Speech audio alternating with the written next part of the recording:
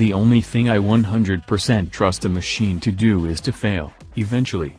Everything will someday mess up, someday give up, someday end. Atrophy is just the way of the universe. So why are the engineers at Volvo working so hard to fight this?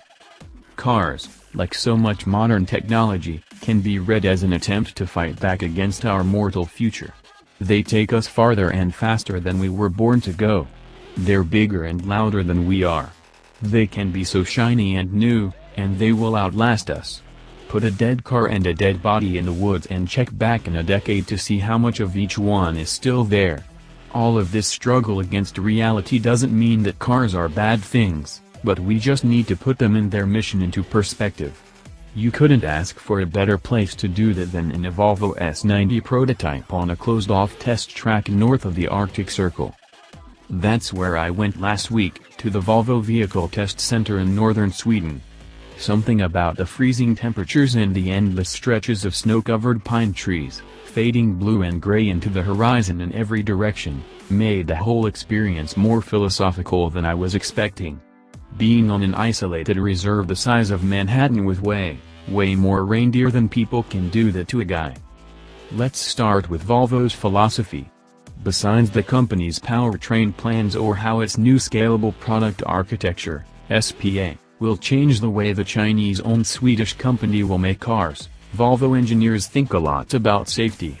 And the marquee idea here is that no one will be killed in or because of a Volvo in the not-too-distant future. The target had been set at 2020, but that's no longer set in stone. Volvo has been working towards zero fatalities since 2008 and despite a bit of equivocating, has not stopped working on its pledge. Besides the impressive semi-autonomous driving tech that is coming to next-generation Volvos, you can see the company's philosophy at work in things like external airbags and how Volvo has already said it will take responsibility for any accident its self-driving cars get into. So, despite the fact that sometimes, things just don't work, Volvo is moving forward on its goal. I'm glad they are, but when you're standing under the endless Swedish winter sky, and even though it feels like an obvious cheap reference, you wonder if Ingmar Bergman wasn't onto something. But then you get into the S90. While the car was revealed last December, Volvo put a bit of camouflage on the prototype sedan's clean Scandinavian design.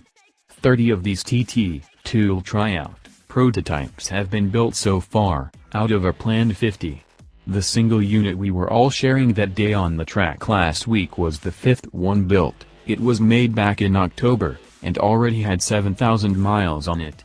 Volvo engineers drive their test cars 24/7 up in northern Sweden as well as in hot weather conditions in South Africa. Volvo had more than the S90 at the track. We were also able to take in XC90 and XC60 laps.